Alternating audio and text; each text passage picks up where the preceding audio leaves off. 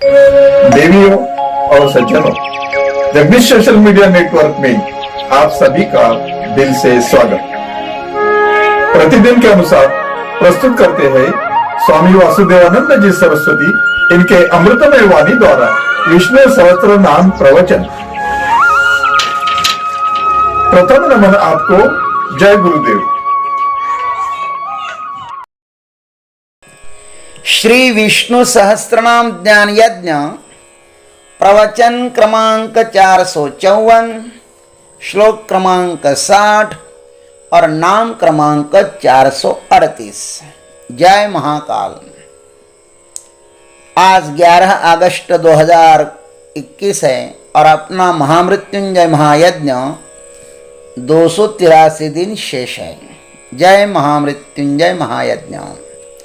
ओम त्र्यंबकं यजामहे सुगंधिं पुष्टिवर्धनम् उर्वारुकमिव बन्धनान् मृत्युर्मुक्षीयमामृतात्। सदाशिवसमारम्भान् शङ्कराचार्यमध्यमाम् अस्मदाचार्यपर्यन्तां वन्दे गुरुपरम्पराम्। नमः चिन्मयदेवाय तेजोमयाय धीमहि सुबोधानन्दरूपाय नमः पुरुषोत्तमाय च। शान्ताकारं भुजगशयनं पद्मनाभं सुरेशं विश्वाधारं गगनसदृशं मेघवर्णं शुभांगं लक्ष्मीकान्तं कमलनयनं योगिभिर्ध्यानगम्यं वन्दे विष्णुं भवभयहरं सर्वलोकैकनाथम्। अनिर्विण्णः स्थविष्ठो भूः धर्मयूपो महामखः नक्षत्रनेमिर्नक्षत्रे क्षमः क्षामः समीहनः। ओम धर्मयूपाय नमः।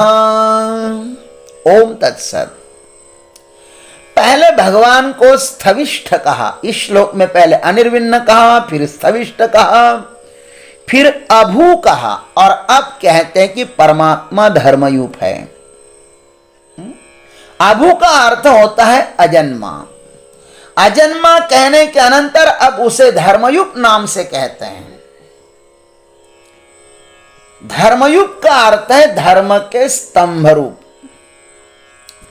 भाष्यकार लिखते हैं यूपे पशुवत तत् समाराधनात्मका धर्माः तत्र बध्यन्ते इति धर्मयूपः। यूप में जिस प्रकार पशु बांधा जाता है, यज्ञ के समय यूप में जिस प्रकार यज्ञ पशु बांधा जाता है, उसी प्रकार आराधना रूप धर्म भगवान में बांधे जाते हैं, इसलिए वे धर्मयूप हैं। भगवान के सहस्त्रनाम हमें ये न के न प्रकार से भगवान के साथ बंधने के लिए आह्वान कर रहे हैं। भगवान के पावन धाम में प्रवेश करने के लिए 1000 नाम माला रूपी महाद्वार है हमारे लिए। इनमें से किसी भी द्वार से परमात्मा के धाम में जाया जा सकता है। इस प्रस्तुत धर्मयुक्त नाम में तो पितामह स्पष्ट ही कह रहे हैं कि हे जीव, तो अपने धर्मरूप स्तंभ के साथ बन जाओ। युप उसे कहते हैं यज्ञ में बलि पशु को जिस स्तंभ में बांधा जाता है ना, उसे युप कहते हैं। और किसानों के या अन्य किसी के घर में पशु को बांधने वाला खूंटा होता है, और खूंटे दोनों है, लेकिन दोनों खूंटों में अंतर है। स्तंभ मोक्ष का द्वार है और खूंट जन्म मरण का द्वार है। आचार्य कहते कि हम इस संसार में आए हैं तो हम किसी ना किसी ऋषि की संतान हैं। हमारा कोई ना कोई कुल है, वर्ण है, आश्रम है और धर्म है। हम अनाथ नहीं हैं, हमारी महान परंपरा है, किंतु हम अज्ञान एवं अहंकार के कारण अपनी पावन परंपरा को भूल गए हैं, इसलिए पशुवत जीवन जी रहे हैं। इतना ही नहीं, हम जंगली पशु की तरह जी रहे हैं। हमें कोई भी पकड़ सकता है, कोई भी बांध सकता है और हम पर कोई भी शासन कर सकता है। आवारा पशुओं की यही तो हाल होता है ना। पशु है तो उसे कोई ना कोई बांधेगा ही। जंगल में हो अथवा गांव की गली में हो, एक पशु पर दूसरा पशु शासन करता ही है। हम कुत्तों में यह अक्सर देखते हैं।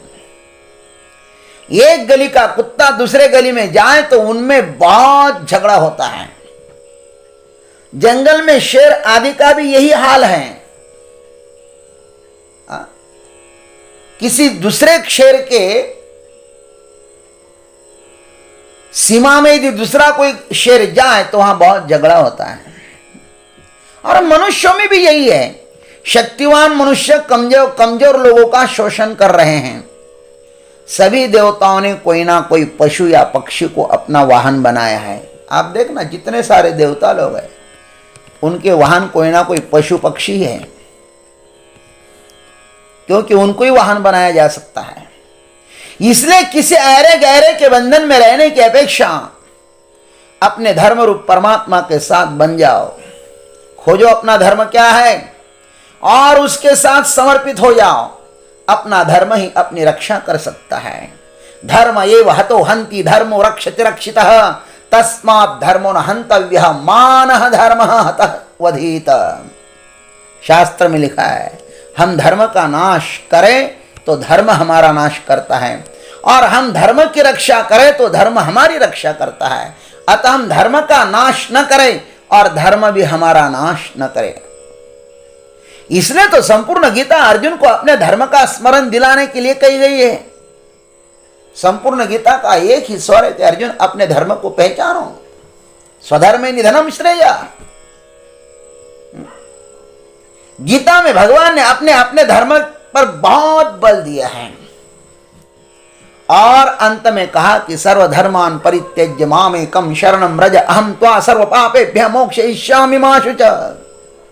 पहले अपने धर्म को जानो, फिर उसका आचरण कर इसका आनंद ले लो और तत्पश्चात उसे मेरी झोली में डाल दो। अर्जुन, अपना धर्म क्या है यही पता नहीं है तो उसका समर्पण कैसे करोगे? मैं मेरा ही आश्रम दान कर सकता हूं, दूसरों का नहीं। दूसरों की वस्तु दान करने से मेरे भीतर कुछ भी क्रांति नहीं होगी। जैसे अब मैं संन्यास आश्रम में हूं, मेरा धर्म है वेदांत का अध्ययन और अध्यापन करना, उसका अनुभव करना और इस धर्म को जनता जनार्दन की सेवा में निष्काम भाव से समर्पित करना। यही परमात्मा को मेरे से अपेक्षा है। यदि मैं आलस्य प्रमाद को स्वीकार कर दिन रात सोता रहूं ना, बिना कारण लोगों की चर्चा करते रहूं, यह तो मेरे धर्म के विरुद्ध ही है। इस संप्राप्त देव दुर्लभ स्व अवसर का दुरुपयोग नहीं करना चाहिए।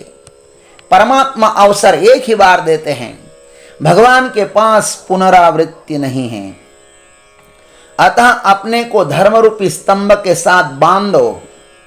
इस संसार में नास्ति धर्मो समो बंधु नास्ति धर्म समाक्रिया नास्ति धर्म समो देवः सत्यम सत्यम वदाम्यहम्। इसलिए धर्म विहीन लोगों का जीवन निरर्थक ही है। धर्मार्थ काम मोक्षाणाम यस्य कोपि न विद्यते अजागलस्तनस्यैव तस्य जन्म निरर्थकम। शास्त्र में कहा है जैसे वर्षा काल के अतिरिक्त आए हुए बादल व्यर्थ जाते हैं, अथवा भगतहीन नर सोहई कैसा बिनु जल बार देखे जैसा। भक्तिहीन मनुष्य की कैसी स्थिति होती है? बिनु जल बारिद, पानी के बिना जैसे बादल होते हैं ना, वैसा उनका जीवन होता है। अथवा मृगजल की लहरें दूर से देखने में ही अच्छी लगती है, नजदीक जाओ तो कुछ नहीं।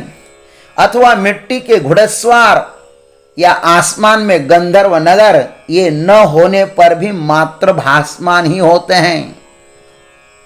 अथवा नागफनी का पेड़ लहलहाने पर, लहलहारे महाराज वो भी, तो भी अंदर मात्र पोला और निष्फल ही होता है। अथवा बकरी के गले के स्तन में दूध नहीं होता, उसी तरह धर्म विहीन लोगों का जीवन होता है महाराज। जिसके जीवन में धर्म नहीं है उसका जीवन निरर्थक है।